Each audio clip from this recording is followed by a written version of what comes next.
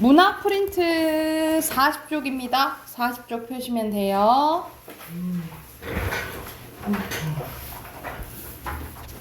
자, 여기서는 시상 전개 방식입니다. 말 그대로 시가 어떻게 진행되는지에 대해서 나오는 부분이거든요. 자, 시상 전개 방식은 시에 담긴 시인의 생각이나 화자의 감정을 효과적으로 드러내기 위해서 내용을 전개하는 방식이라고 보시면 됩니다. 어떻게 진행되는지를 보는 거라고 생각하시면 돼요. 그래서 크게 시간을 활용한 시상 전개 방식이 나와 있는데 먼저 순행적이네요. 여러분 순행적인 것은 말 그대로 순방향이라고 생각하시면 되겠죠. 그래서 만약 말 그대로 아침 지나서 점심 저녁 이렇게 지나가는 거. 그래서 크게 일반적인 시간의 흐름 나와 있고요. 뭐 과거, 현재, 미래 이런 식으로 나오거나 하루의 흐름 아침, 점심, 저녁, 밤 이렇게 나오거나 아니면은 계절의 흐름이 나올 수도 있어요. 봄, 여름, 가을, 겨울 이렇게 나올 수도 있고 계절의 순환으로 말 그대로 겨울이 지나서 봄이 온다던가 뭐 예를 들어서 가을이 지나고 겨울이 온다던가 요런 이제 시간이 나타날 수도 있다라고 생각하시면 돼요. 그래서 이거는 순행적 전개 방식이라고 보시면 되고요. 역순행적 전개 방식은 말 그대로 시간을 거슬러 올라가는 거겠죠. 그죠? 그래서 대표적으로 미래, 현재, 과거로 가거나 말 그대로 과거로부터 회상하는 게 나오겠죠? 또는 밤에서 아침이 오거나 시간의 흐름을 뒤바꿔서 진행하는 시상 전개 방식이 역순행적 전개 방식이라고 보시면 됩니다. 또는 과거랑 현재가 왔다 갔다 할 수도 있거든요. 또는 과거는 이랬는데 현재는 이래 이런 식으로 대비가 나올 수도 있다라고 생각하시면 될 것 같아요. 거기에 대한 예시 넘겨서 봐볼게.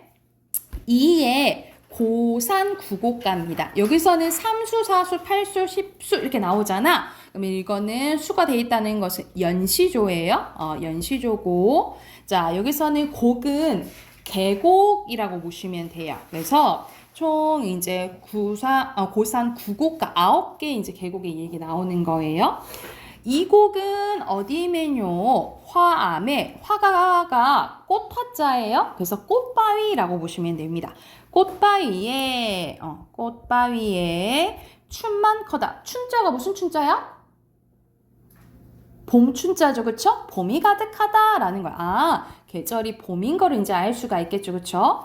벽파는 푸른 파도라고 보시면 돼요. 이 파도에 이 꽃을 띄어서 야외에 보내느라 꽃을 띄어서 이제 보내는 거야. 사람이 승지를 모르는 인데 알게 한들 어떠리 사람들이 이 승지라는 곳을 모르는데 이것을 알게 하면 좀 어떠겠냐. 그러니까 자기가 지금 있는 곳이 승지라는 건데 여기서 승지는 두 군데라 보시면 돼요. 그냥 간단하게 이렇게 아름다운 곳 이렇게 해석할 수도 있고요. 공부하기 말 그대로 학문 수양하기 좋은 곳 공부하기 좋은 곳 이렇게 해석을 해요. 그래서 여기서 여기 이렇게 좋다는 거 알게 하면 좀 어떻겠어 라고 하면서 여기가 좋다라는 걸 알려주는 거거든요. 그래서 여기서는 서리적 표현 나왔고 그리고 이 곳의 승지에 대한 감탄도 나오는 거잖아요. 그치? 그래서 여기서는 서리적 영탄으로 볼게요. 서리적 영탄. 자, 4수 갑니다. 삼곡은 어디면요? 취병에 입이 퍼졌다라는 취병은 병풍 같은 절벽을 얘기하는 거예요. 여기에 잎이 막 푸릇푸릇한데 녹수에 산조는 산에 있는 조는 새겠죠? 산새는 하상기역 위아래로 막 지지배를 이렇게 운다 이 말이야. 그러면 청각적 심상인 거예요. 저게 반송이 송은 소나무입니다. 수청풍하니 수청풍한 거는 맑은 바람을 받으니 바람을 받으니 여름 경치가 이것보다 좋은 곳이 없다라고 감탄하는 거야. 그래서 여기서 계절이 뭐다? 여름이다 알 수 있는 거고요. 7곡은 어디면요? 풍암은 단풍이 가득한 바위 얘기하는 거거든요. 추색, 가을이라고 아예 나와 있네, 그치? 가을색이 좋다. 청상은 맑은 서리에, 우리 쌀쌀해지면 아침 이제 막 서리 내리잖아요, 그치? 서리 얘기하는 거야. 맑은 서리가 멸개치니 절벽이 금수로다. 금수는 수놓은 비단 얘기하는 거거든요. 와, 절벽이 비단 같다. 그만큼 엄청 아름답다라고 여기서는 비유한 거야. 은유법인 거죠. 그죠? 하남에 하는 차가운 바위에 혼자 앉아서 내가 집을 잊고 있노라. 집을 잊을 정도로 여기서 이제 가을 풍경을 즐기는 거예요. 구곡은 어디면요? 문산에 세모커다. 세모커다는 이거는 우리가 일세 할 때 그 세월 할 때 세예요. 그래서 여기서는 해가 저문 거 얘기를 하는 거예요. 해가 저문다. 기암괴석이 눈 속에 묻혔어. 눈이 나왔다라는 것은 겨울인 걸 알 수가 있겠죠. 그렇죠? 유인은 놀러 다닌 사람 얘기하는 거거든요. 그러니까 공부하는 사람 안 하는 사람. 공부 안 하는 사람 얘기하는 거야. 오지 않고 이 사람들은 오지도 않고 볼 것 없다 한다. 그래서 여기 와봐 엄청 좋아. 말만 하지 마. 이렇게 얘기를 하는 거예요. 그러면 여기서는 자연경관을 관념적으로 묘사하고 있냐. 관념은 약간 눈에 안 보이게끔 약간 추상적으로 얘기하는 건데 이거는 색깔이랑 색깔이랑 그리고 뭐 단풍이랑 이거 다 나오잖아. 그치? 이건 감각적으로 표현한 거예요. X고요. 계절 흐름 나오죠? 나오고 그리고 승진은 선생님이 아름다운 것도 되고 공부하기 좋은 것도 된다 했잖아요. 그치? 그러면 두 가지 이상으로 해석되면 중의적인 표현 맞아요. O 표시하시면 돼요. 됐나요? 자, 밑에 김광규의 희미한 옛사랑의 그림자네. 아무도 귀 기울이지 않는 노래를 누구도 흉내낼 수 없는 노래를 반복되네. 그지? 저마다 목청껏 불렀대요. 돈을 받지 않고 부르는 노래는 겨울밤 하늘로 올라가서 별똥별이 되어서 떨어졌대. 여러분 별똥별이 되어서 떨어졌다는 것은 사라진 거잖아요. 우리 별똥별 죽은 별이잖아요. 그치? 그래서 그로부터 18년 시간이 지났고 오랜만에 우리는 모두 무엇인가가 되었대. 자, 이건 뭔 말이냐면 예전에는 아무런 대가가 없어도 돈을 받지 않아도 뭔가 노래를 하고 뭔가 열정이 넘쳤어. 열정과 막 희망과 순수함과 이런 것들이 있었어. 근데 세월이 지났는데 우리는 모두 다른 뭔가가 된 거야. 그래서 익숙하게 목소리를 낮추어 떠도는 이야기를 주고받다. 모두가 살기 위해 살고 있었대. 아무도 이제 노래를 부르지 않았대. 그러니까 예전처럼 열정이 있거나 순수한 게 있어 없어? 그게 없어졌다 이 말이야. 그러니까 세월이 지나면서 어른이 되고 나이가 먹으면서 우리 젊었을 때 멋모를 때의 열정 이런 게 없어지고 우리 보통 신세대가 지나가면 우리 기성세대가 되잖아. 그치? 이런 기성세대가 되면서 더 이상 열정이 좀 사라진 모습, 이 소시민의 모습이 나온다라고 보시면 돼요. 그러면 과거랑 현재랑 같아, 달라? 다르죠? 그래서 여기서는 과거, 현재를 대조 써도 되고 대비해서 시상을 전개하고 있고요. 순수와 열정을 나타내는 시어는 노래랑 별똥별이라고 보시면 돼요. 노래랑 별똥별. 그리고 현실에 이제 순응하면서 사는 뭐가 돼버렸다. 소시민이 되어버렸다라는 내용입니다. 마지막 빈간 소시민이에요. 됐을까요? 그럼 더 뒤로 넘겨서 치상 또 전개 방식이 또 뭐 있는지 하나 더 볼게. 자, 첫 번째 보면은 수미상관 나와 있어요. 여러분 수미상관 많이 들어봤잖아요. 그치? 머리 숫자에다가 꼬리 밑자예요. 그래서 머리랑 꼬리랑 같은 거야. 그래서 첫연과 끝연이 같으면 수미상관이라고 해요. 근데 조금 다를 수도 있어. 변주될 수도 있는데. 자, 선생님이 이거 진짜 효과를 한 5번 넘게는 물어본 것 같다.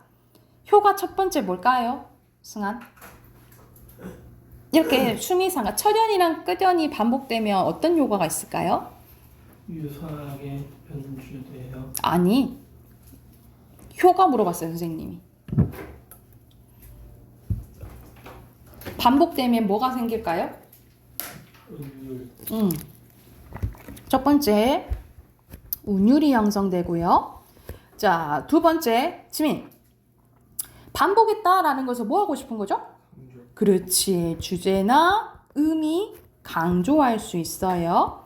그리고 세 번째, 마지막 세 번째, 만약 처전이나 끄전이 같잖아, 그치? 그럼 보기에 어때요? 보기에 좋겠죠, 그쵸? 그래서 보통 형태적 또는 구조적 안정감을 준다라고 해요.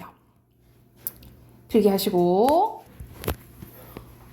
자, 그리고 두 번째 기승전결이에요. 기승전결 여러분 많이 들어봤죠? 말 그대로 우리가 이야기엔 기승전결 있어야지 이런 말 하잖아, 그치? 이거는 어디서 온 거냐면 한시에서 온 거거든요. 한자로 쓰여진 우리 중국의 그 한시에서 이제 온 건데 보통 4단 구성을 기승전결이라고 해요. 4단 구성을 기승전결이라고 하고 이거는 4단 구성이라고 보시면 되고요. 우리가 3단 구성도 있는데 3단 구성은 기서결이라고 해요. 4단 구성은 기승전결 그리고 3단 구성은 기서결이라고 보시면 돼요. 그래서 기는 환기할 때 기라고 생각하시면 돼요. 시상을 제기하고요. 그리고 승은 있다 할 때 이을 승자거든요. 선생님 이름 승령할 때 이 승자가 이을 승자 쓰거든요. 그래서 여기서는 말 그대로 받아들이는 거야. 있는다 이런 뜻이에요. 그래서 시상을 심화시키고 전 분위기 전에는 올 수도 있어요. 시상 전환 그리고 마지막 결이라고 생각을 하시면 됩니다. 그래서 여기 나와 있죠. 주로 한시에서 활용되긴 하지만 현대시에서도 나온다라고 생각을 하시면 될 것 같아요. 그리고 세 번째는 선경후정입니다. 먼저 선자야 경치를 보여주고요. 후 나중에 감정에 대해서 나온다라고 보시면 됩니다. 그래서 여기서도 나와 있죠. 전반부에서는 풍경이나 배경을 묘사하고요. 후반부에는 화자의 정서나 생각을 드러내는 시상 전개 방식이다라고 생각하시면 될 것 같습니다. 그리고 점층적 전개예요. 점층적 전개는 말 그대로 점점점 커지는 거예요. 우리 그래서 점층법은 개념이 점점 커지는 거거든요. 예를 들어서 우리나라, 아시아, 전 세계, 우주 막 이런 식으로 개념이 커지는 걸 점층적 전개라고 하는데 이러한 개념뿐만 아니라 화자의 정서라든지 의미라든지 상황이 점점점 고조돼도 점층적 전개라고 해요. 그래서 뭔가 이렇게 드라마틱하게 강조되고 막 길어지고 막 분위기가 막 달아오르는 것 같아. 그러면 이제 점층적 전개라고 생각하시면 될 것 같아요. 자, 밑에는 대조 나오네요. 상반된 거예요. 그래서 대표적으로 삶과 죽음이 나오든지 밝음과 어둠, 강함과 약함, 순수함과 폭력, 계절적 배경은 보통 여름, 겨울 나올 때도 있고요. 겨울, 봄이 상반될 때도 있어요. 또는 자연과 인간, 그리고 따뜻함과 차가움, 그리고 인물의 태도도 대조가 될 수 있어요. 예를 들어서 쟤는 너무 희망적인데 나는 절망이고 이럴 수도 있겠잖아, 그치? 약간 기쁨이와 슬픔이처럼. 그리고 색채가 대비될 수가 있는데 여러분 색채 대비는 우리 보통 대조된다라는 것은 어떤 거는 긍정적이고 어떤 거는 부정적으로 보는 거잖아. 그치? 그런데 여기서 색채 대비는 꼭 안 그럴 수도 있어요. 예를 들어서 하얀색, 붉은색 여기서 뭐가 부정적이고 뭐가 긍정적이고 그런 게 아니라 느낌이 다르다라고 생각하시면 돼요. 예를 들어서 우리 하얀색은 순수라면 붉은색은 막 열정 이런 거잖아. 그치? 이런 식으로 느낌 차이인 거지 꼭 찬성 반대처럼 이런 거는 아니다라고 생각하시면 될 것 같아요. 그리고 대칭 구조네요. 대칭은 유사 문장 구조가 대응되는 거라고 생각하시면 될 것 같아요. 이거는 그렇게 외울 거는 아니니까. 그럼 여기에 대한 또 예시 넘겨서 한번 봐볼게요. 자, 김소월의 산유화라는 작품인데 산에 있는 이제 꽃인 거죠. 산에 있는 꽃인데 여러분 이거는 딱 보면 시가 엄청 간단하거든요. 근데 엄청난 심오한 의미가 좀 담겨져 있는 시라고 보시면 돼요. 봐볼게. 산에는 꽃 피네, 꽃이 피네 하고 반복되네요. 그쵸? 가을, 봄. 여기서는 가을이에요. 가을, 봄, 여름 없이 꽃이 피네 하고 반복이 돼요. 산에 피는 꽃은 여기도 반복이 되네. 산에 피는 꽃은 저만치 멀리 혼자서 피어있대. 꽃 혼자서 피어있는 거야. 우리가 혼자 있다라는 것은 약간의 고독, 외로 이런 것들을 의미하는 거죠. 그쵸? 산에서 우는 작은 새요. 우리가 보통 운다라고 표현하는 거는 누가 또 울고 싶은 거야? 내가 울고 싶은 거지, 그치? 그래서 여기서 새는 이 고독한 화자의 마음을 약간 대변을 하는 거예요. 그래서 여기서 새는 감정이입의 대상이고, 우리 기억나나? 감정이입의 대상은 어디에 속한다 그랬지? 무슨 물? 땡땡땡 땡땡땡. 지민이 기억나나? 자, 여기서 이런 새처럼 화자의 감정이랑 아예 똑같거나 화자의 감정을 불러일으키거나 아니면 화자의 상황과 반대거나 이런 역할을 하는 것을 뭐라 하냐면 객관적 상관물이라고 해요. 뭐라 한다고? 객관적 상관물이라고 한다고. 그래서 이 객관적 상관물 중에 감정이입의 대상이 있는 거예요. 자, 근데 꽃이 좋아 산에서 산호라네. 산에는 꽃지네, 꽃이 지네, 갈봄 여름은 씨꽃이 지네. 이거는 초전이랑 꾸준히 같다, 그치? 수미상관 나왔네요. 근데 여기서는 뭐야, 산에 그냥 꽃이 있다고 하잖아 라고 하잖아. 근데 이건 뭘 얘기하는 거냐면 꽃이 핀다라는 것은 탄생을 얘기하는 거예요. 어떠한 이제 생명의 탄생이 있는데 이럴 때 인간으로 보면 인간은 태어나잖아, 그치? 근데 인간은 혼자서 살아갈 수밖에 없는 거예요, 그쵸? 그리고 결국 죽죠, 그쵸? 그래서 고독한 인간의 삶에 대해서 이야기한 시라고 보시면 돼요. 그러니까 되게 별 의미 없어 보이지만 엄청 심오한 의미가 좀 있는 시죠, 그죠? 그래서 여기서는 대응되는 거 맞지요? 그리고 감정이 누구한테 했어? 산이 아니라 새한테 했죠, 그쵸? X. 그리고 끝 내내 끝 글자가 반복되는 것은 가군이라고 해요. 여러분, 일정한 위치에서 글자가 반복되면 어떤 운율이 생길까요? 가군을 통해서 느껴진 운율을 무슨 율이라고 할까요?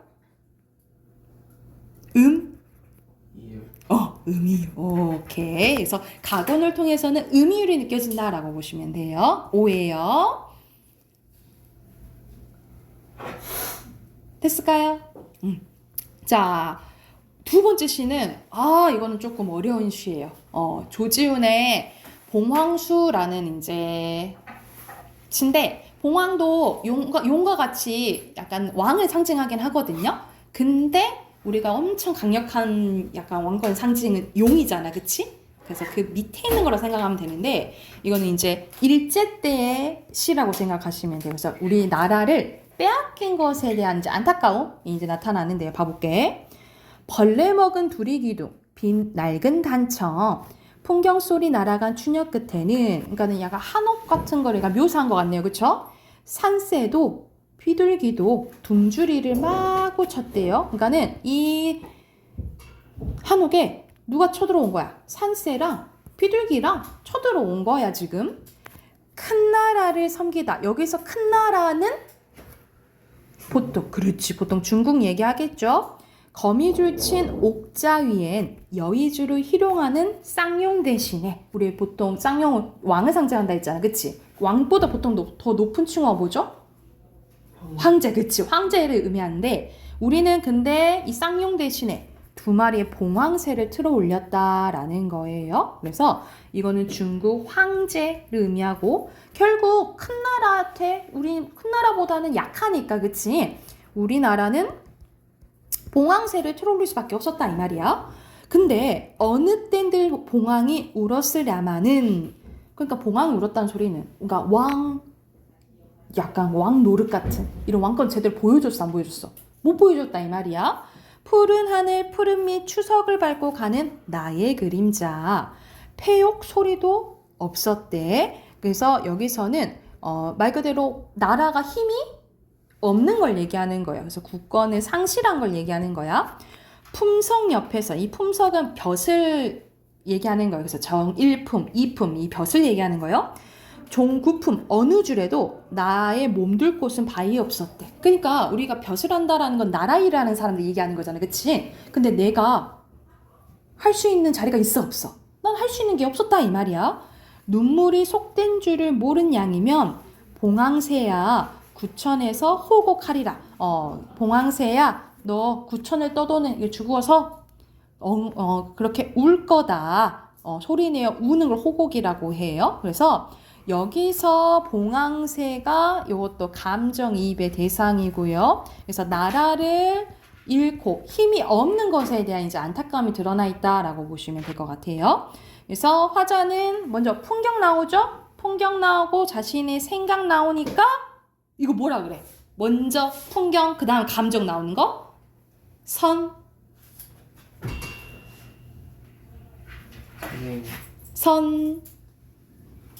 경 방금 앞에서 했다. 수미상관 다음에 했잖아. 선경 나중에 뭐야? 후정이에요. 선경 후정. 그리고 화자의 슬픈 마음을 봉황새에 이입을 한 거죠.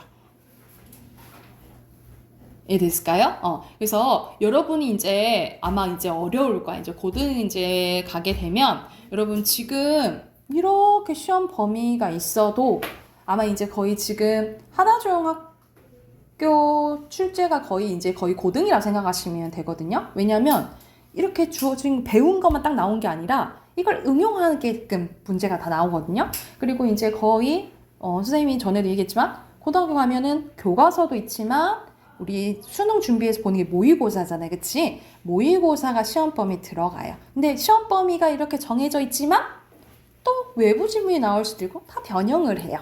그래서 여러분이 문학 작품을 보고 이렇게 해석을 언뜻이라도 해석할 줄 알아야 되는 거. 무조건 막 정확히 이렇게 할 수는 없을 수도 있지만 대충 어떤 이제 말을 하는구나 이거를 이제 파악하는 연습을 계속 하셔야 되고요. 그래서 여러분이 아는 작품을 알고 새로운 작품을 봐도 해석하는 능력을 지금 계속 키우셔야 돼요. 그리고 그리고 독서 지문 같은 경우에는 또 모르는 지문을 빨리 읽고 그 중요 내용을 기억하고 문제를 또 풀 줄 알아야 되잖아. 그치? 그 연습을 계속 해야 된다라고 생각하시면 될 것 같아요. 자, 밑에는 또 박두진의 해네. 박두진 해면 박두진 하면 또 일제강점기 때 생각하시면 돼요.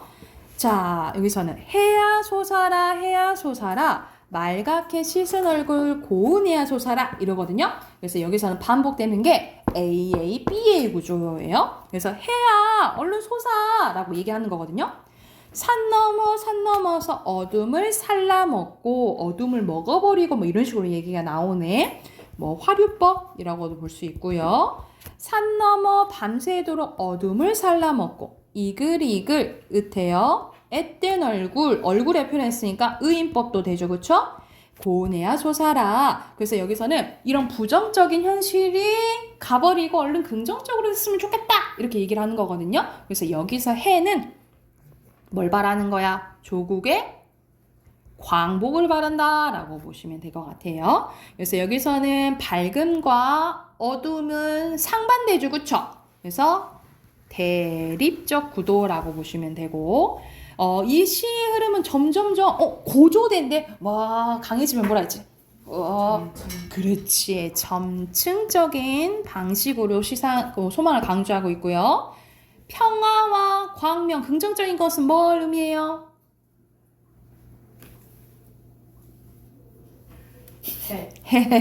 해. 그리고 부정적인 것은 어둠이랑 뭐예요?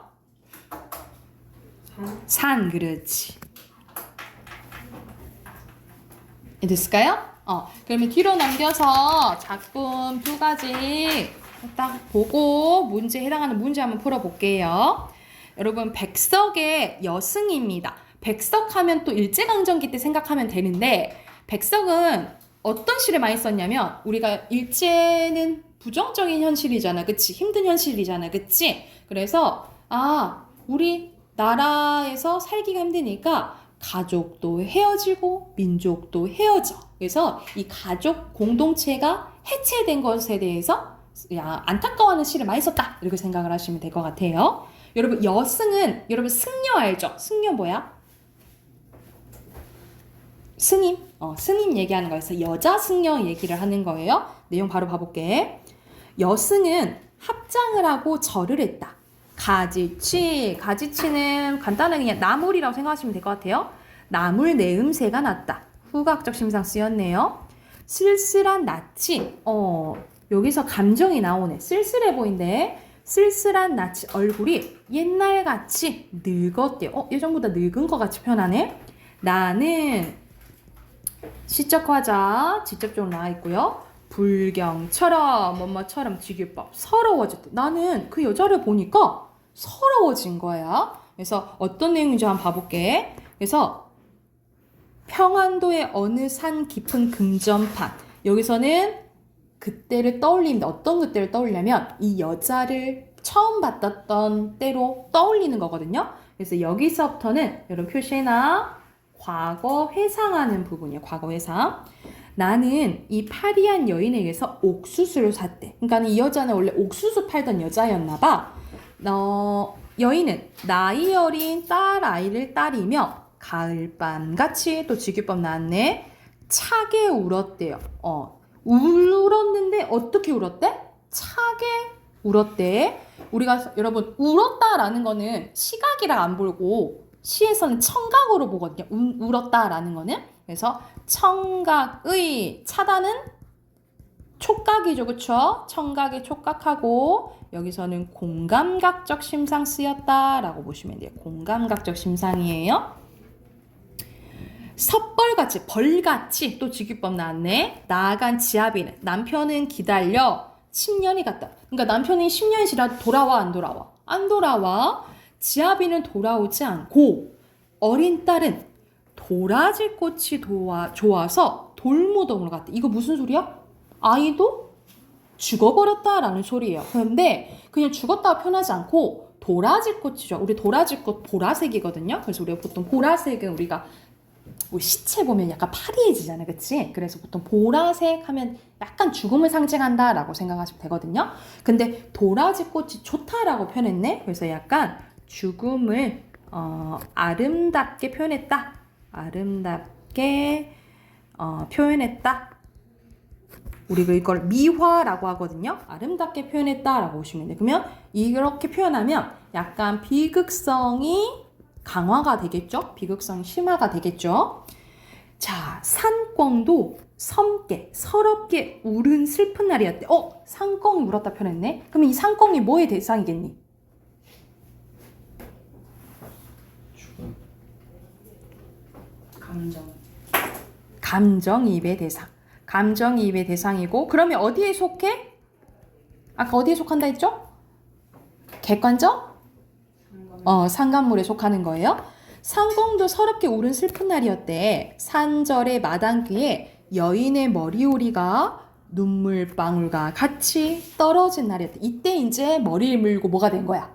승려가 된 거죠. 그쵸? 근데 여러분 같이 세 밑줄 걷지. 이거는 중의적 표현이거든요. 두 가지로 해석이 될 수가 있는데 중의적으로 해석될 수 있는데 두 번 예를 들어 눈물방울과 같이 라고 하면 함께 눈물과 방울과 함께 떨어진 날이다 이렇게 될 수도 있고 눈물방울과 같이 눈물방울처럼 이렇게 되잖아. 그치? 이럴 때는 직유법이 되겠죠. 그래서 두 가지로 해석될 수 있다라고 보시면 돼요. 그래서 이 시의 주제는요.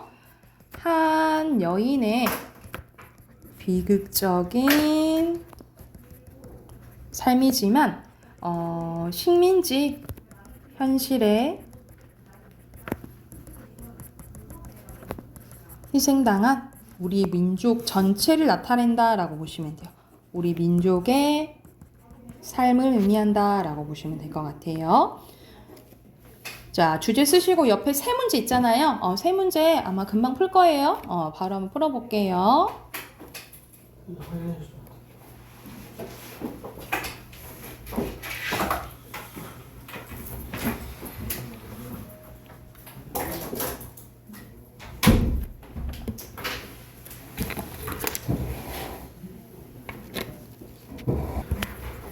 자, 1번에 여기서 적절한 것은 과거로 회상한다 했잖아요. 그쵸? 그럼 몇 번?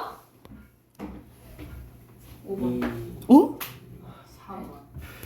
4번이죠. 그리고 2번의 감정이입의 대상은 산권. 자, 시간 순서는 먼저 맨 처음 뭐야? 4. 맨 처음이 4예요?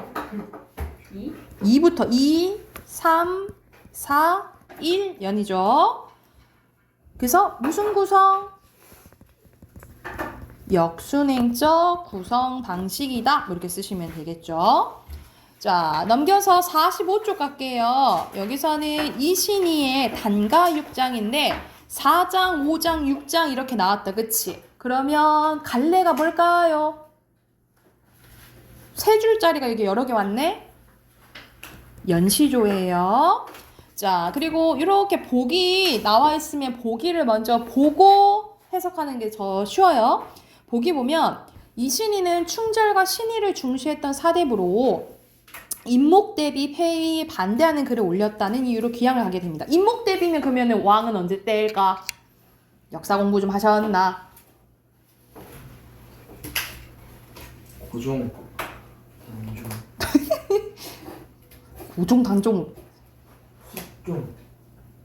더 전이야. 대종 대세. 예종. 임명수. 명. 임. 태정 태세 문단세 예선. 중 임명선. 그 다음에 뭐야? 광. 광해군 때예요. 광해군 때.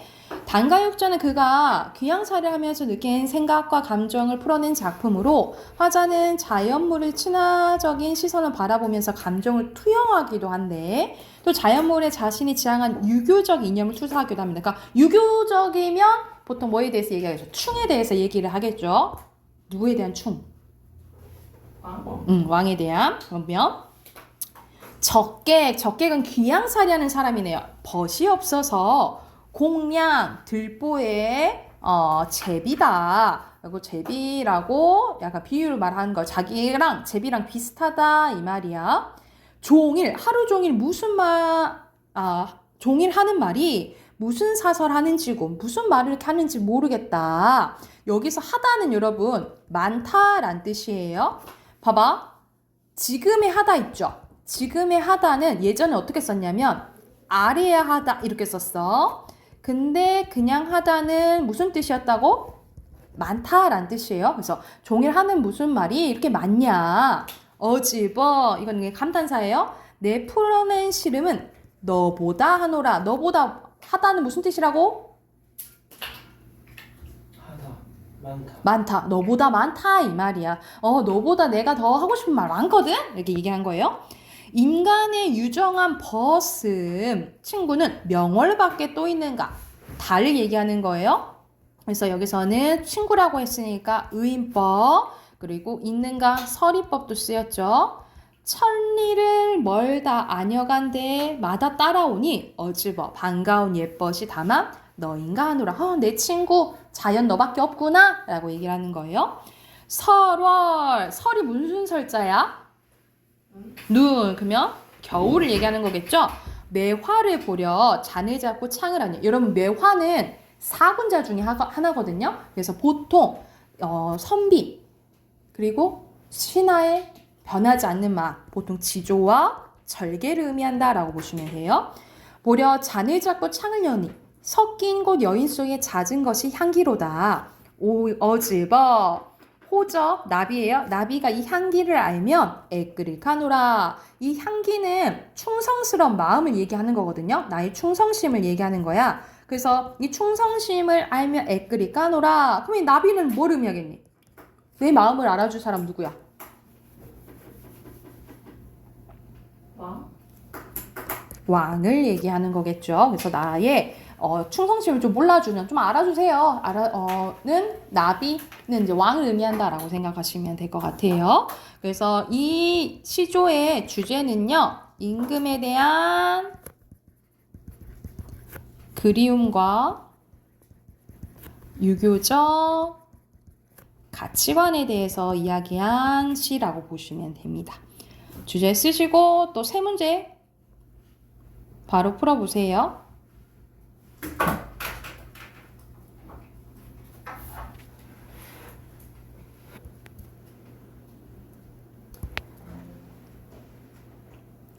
자, 4번에 적절한 거 몇 번이네요? 선생님이 다 얘기해줬지? 2번. 2번 서리법 나왔죠? 그리고 5번에 알맞지 않은 것은 선생님 매화향기는 뭐라 했어? 충성스러운 마음이라 했잖아, 그치? 나 전으로 돌아가고 싶어요 라는 동경? 아니에요. 5번이고요. 6번에 기억은 하루 종일 할 때 종일이고 천리는 거리를 얘기하는 거야, 그치? 그만큼 시간과 거리를 부각하는 거죠, 그쵸? 2번입니다. 자, 여기까지 하고 내일 단어 20강이네요. 20강 공부해 오시고 문법 숙제 혹시 안 해오신 분들은 해오세요, 아셨죠?